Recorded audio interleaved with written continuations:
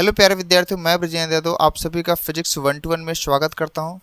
Physics की इस ओजेस्वी कड़ी में आज हम लोग देखेंगे कि आवेश कितने प्रकार का होता है, यानी टाइप्स ऑफ चार्ज देखेंगे। ठीक है, तो आइए हम देखते हैं, एक एक्सपेरिमेंट से इसको हम समझते हैं। Types of charge.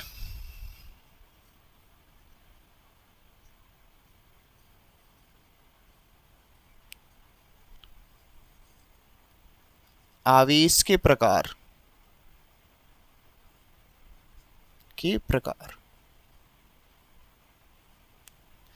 इस चीज को हम देखेंगे।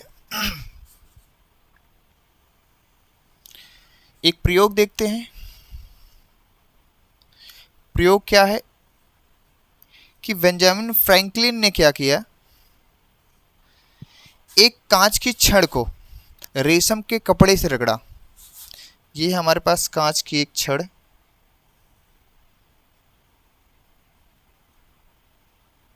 को रेशम के कपड़े से रगड़ के यूं दृढ़ आधार से इसको लटका दिया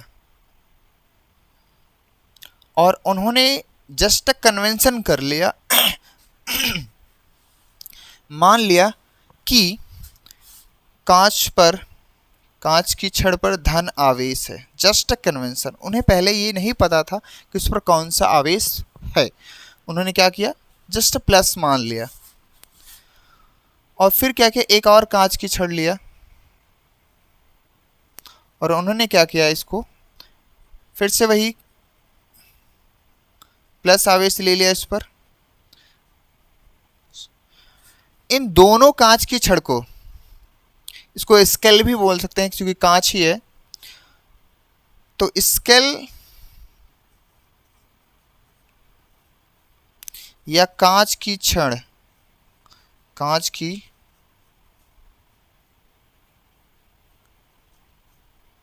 छड़ को रेशम के कपड़े से रगड़ने पर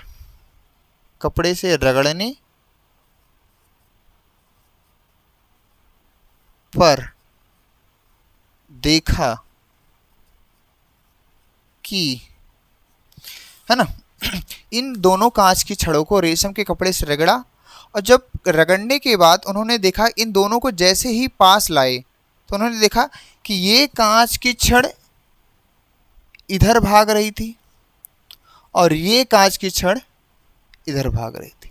यानी दोनों कांच की छड़ क्या हो रही थी, एक दूसरे से दूर भाग रही थी। क्या हो रही थी, एक दूसरे से दूर भाग रही थी। तो उन्होंने कहा कि यहाँ पर क्या हो रहा है, प्रतिकर्षण। क्या हो रहा है, प्रतिकर्षण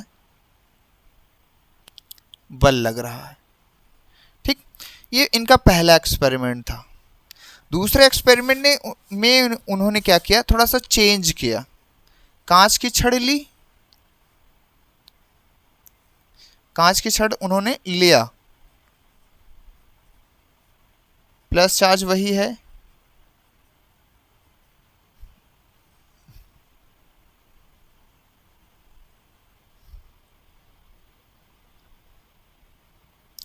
इस बार इन्होंने क्या किया, जो दूसरी छड़ ली, एबोनाइट की छड़ ले ली। किसकी, एबोनाइट की। एक प्रकार का प्लास्टिक है ये। एबोनाइट की छड़ को बिल्ली की खाल से रगड़ने पर, इसको क्या किया उन्होंने, कांच की छड़ से रगड़ा, कांच की छड़ को रेशम के कपड़े से रगड़ा और एबोनाइट की छड़ को बिल्ली की खाल से रगड़ा। देखो, मैं लिख देता हूं पहले,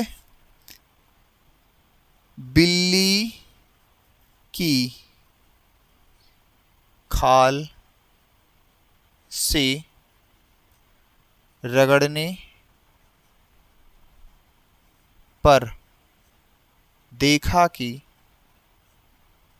बिल्ली की खाल से रगड़ने पर उन्होंने देखा कि, देखो इन्होंने क्या देखा कि जब एबोनाइट की छड़ को बिल्ली की खाल से रगड़ा और कांच की छड़ को रेशम के कपड़े से रगड़ने के बाद जब इन दोनों को पास लाया गया तो दोनों एक दूसरे को अट्रैक्ट कर रही थी, यानी दोनों एक दूसरे से चिपक गई।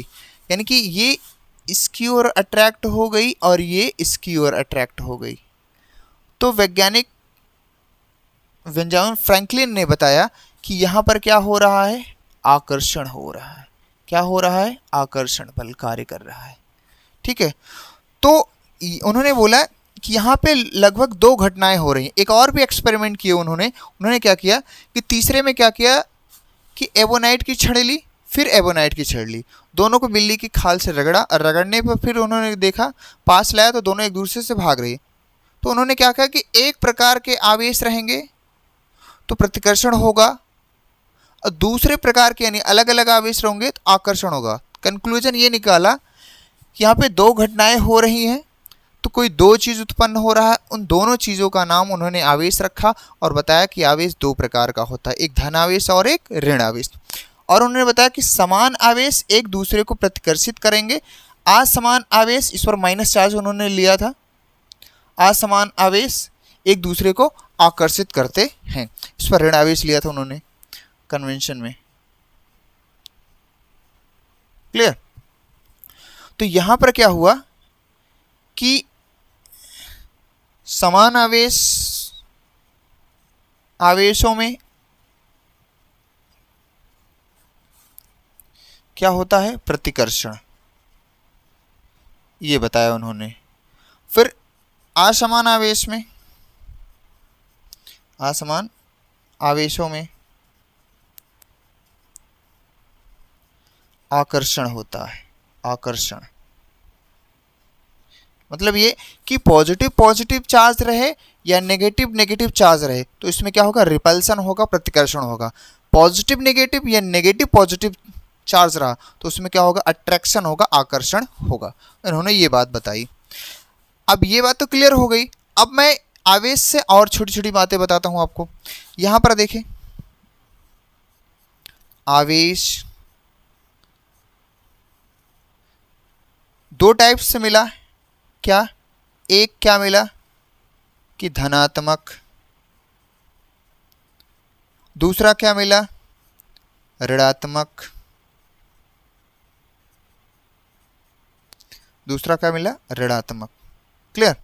अब देखो, धनात्मक आवेश पर उन्होंने आवेश बताया कि प्लस का 1.6 इंटू 10⁻⁻19 गुलाम, मतलब इस पर इतना आवेश होता है।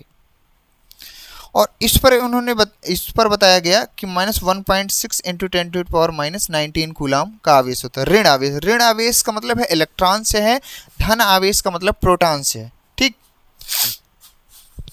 अब प्रोटॉन का जो द्रव्यमान बताया MP 1.67 इंटू 10⁻⁻27 kg बताया, और इलेक्ट्रॉन यानी ऋण आवेश 9.1 इंटू 10⁻30 kg होता है। ये बात हमें पता चली। ठीक है, ये बात हम पहले से भी जानते हैं, छोटी क्लास से भी, कि इलेक्ट्रॉन का द्रव्यमान ये होता है, प्रोटॉन ये होता है, आवेश ये होता है। छोटी क्लास में भी हम लोग ये चीज़ों को पढ़ चुके हैं। अब होता क्या, देखो यहाँ पे एक चीज़ और ध्यान देना, एक वस्तु से दूसरे वस्तु में इलेक्ट्रॉन का ही ट्रांसफर होता है, प्रोटॉन का नहीं। क्यों? क्योंकि देखो एक क्वेश्चन ये बनता है कि आवेश की संकल्पना इलेक्ट्रॉन के आधार पर दी जाती है, प्रोटॉन के क्यों नहीं? तो इसका आंसर है कि पहली बात तो प्रोटॉन का द्रव्यमान इलेक्ट्रॉन के द्रव्यमान से काफ़ी ज़्यादा है, 1837 गुना होता है, और किसी परमाणु में से धनात्मक आवेश को निकालना संभव नहीं होता है, जो कि वो प्रबल नाभिकीय बल से जुड़ा होता है। तो इसीलिए इलेक्ट्रॉन क्या होता है कि एक बॉडी से दूसरे बॉडी में क्या होता है, ट्रांसफ़र किया जाता है, यानी आवेश की संकल्पना जो है इलेक्ट्रॉन के आधार पर दी जाती है। फिर से सुनना, क्योंकि प्रोटॉन प्रबल नाभिकीय बल से जुड़ा होता है, जिसको ट्रांसफ़र करना थोड़ा संभव नहीं होता। दूसरा क्या है कि जो प्रोटॉन का द्रव्यमान है इलेक्ट्रॉन के द्रव्यमान से 1837 गुना भारी होता है, और भारी होने की वजह से इसको ट्रांसफ़र करना, एक बॉडी से दूसरे बॉडी में ले जाना भी दिक्कत होती है। तो इसलिए आवेश की जो संकल्पना है इलेक्ट्रॉन के आधार पे दी जाती है, प्रोटॉन के आधार पे नहीं दी जाती। क्लियर? नाउ नेक्स्ट बढ़ते हैं। यहाँ पर अब हम आते हैं पहले अपने चार्ज पे। आवेश दो प्रकार का हुआ है, एक पॉजिटिव चार्ज और एक नेगेटिव चार्ज। इस बात को हम और अच्छे से समझते हैं। पॉजिटिव चार्ज को, पॉजिटिव चार्ज पहले ले लिया मैंने, धन आवेश इसको बोलते हैं। धन आवेश का मतलब है, बाय डेफिनेशन समझे, धन आवेश का मतलब होता है कि यदि कोई परमाणु या पदार्थ अपने कुछ इलेक्ट्रॉन त्याग दे तो सामान्य अवस्था पे उस वस्तु पर या उस परमाणु पर धनावेश आ जाता है, यानी कि इलेक्ट्रॉन की कमी हो जाती है, जिसे दाता परमाणु भी कहते हैं। जैसे मैं एक एग्जांपल के जरिए समझूं, मेरे पास एक परमाणु है सोडियम। सोडियम को परमाणु क्रमांक होता है 11, इसका इलेक्ट्रॉनिक विन्यास 2 8 1। अब यहाँ पे इलेक्ट्रॉनों की संख्या प्रोटॉनों की संख्या के क्या होता है, बराबर होता है। तो यहाँ पे इलेक्ट्रॉन भी बराबर है प्रोटॉन के, ये आपस में इलेक्ट्रॉन प्रोटॉन क्या है, बराबर है। अभी जैसे ही इसके बाहरी कक्षा में क्या है, एक इलेक्ट्रॉन है, तो इसने अपना एक इलेक्ट्रॉन दूसरे परमाणु को त्याग दिया, तो इस पर कौन सा चार्ज आ जाएगा भाई, प्लस का चार्ज।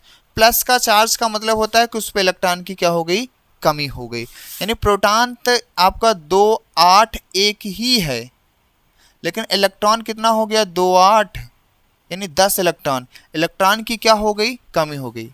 प्रोटॉन वही का वही है, क्योंकि बताया था प्रोटॉन ट्रांसफर नहीं होगा, प्रोटॉन त्याग ही नहीं सकता, उसकी संकल्पना ही नहीं की जा रही उसके आधार पे। तो यहाँ देखो प्रोटॉन की क्या हो गई, सॉरी प्रोटॉन कुछ नहीं चेंज हुआ, इलेक्ट्रॉन की क्या हो गई, यहाँ पे इलेक्ट्रॉन की क्या हो गई, इलेक्ट्रॉन की कमी। ठीक, इलेक्ट्रॉन की कमी हो गई, इसका मतलब धनावेश हो गया। कौन सा आवेश हो गया, धनावेश हो गया। धन आवेश हो गया, इसका मतलब इलेक्ट्रॉन की कमी, इसका मतलब द्रव्यमान की कमी हुई। भाई यहाँ पे 11 इलेक्ट्रॉन है, तो 11 इलेक्ट्रॉन का मास ज़्यादा होगा अकॉर्डिंग टू 10 इलेक्ट्रॉन के। तो यहाँ पे 10 इलेक्ट्रॉन है। अगर Na प्लस आयन का देखें तो उसका जो द्रव्यमान है इसके द्रव्यमान से क्या है, कम है। तो यहाँ पे क्या हो गई, द्रव्यमान की कमी आ गई, द्रव्यमान की कमी। आई होप यू क्लियर इस तरह से। और एक बात बता दो, इलेक्ट्रॉन ही ट्रांसफर करता है, प्रोटॉन गतिशील नहीं होता है आपका। ठीक, ये तो हो जाएगा हमारा पॉजिटिव चार्ज। यहाँ से एक क्वेश्चन और बनता है कि सोडियम प्लस आयन पर कितने इलेक्ट्रॉन होते हैं। सोडियम प्लस आयन पर कितने इलेक्ट्रॉन होते हैं, या कह सकते हो कि सोडियम प्लस आयन पर कितना आवेश होता है। तो आंसर आपका क्या होगा, जैसे मान लो ऑप्शन है 1 कूलम, -1 कूलम, 0 कूलम, या 1.6 × 10 -19। तो आपका यही जो लास्ट वाला आंसर है 1.6 × 10 -19, यही इसका सही आंसर होगा। चूंकि इलेक्ट्रॉन कम हो रहे हैं, एक इलेक्ट्रॉन बराबर आपको बताया गया है, और धन आवेश है तो इतना, इसलिए इसका राइट आंसर क्या होगा, 1.6 × 10⁻⁹ कूलम। क्लियर। और 1 कूलम और ना ही -1 कूलम होगा, ना तो 0 कूलम होगा, सिर्फ क्या होगा 1.6 × 10⁻⁹ कूलम। क्लियर। अब यहाँ पे हम देखें दूसरा क्या है, हमारे पास नेगेटिव चार्ज है। Negative charge,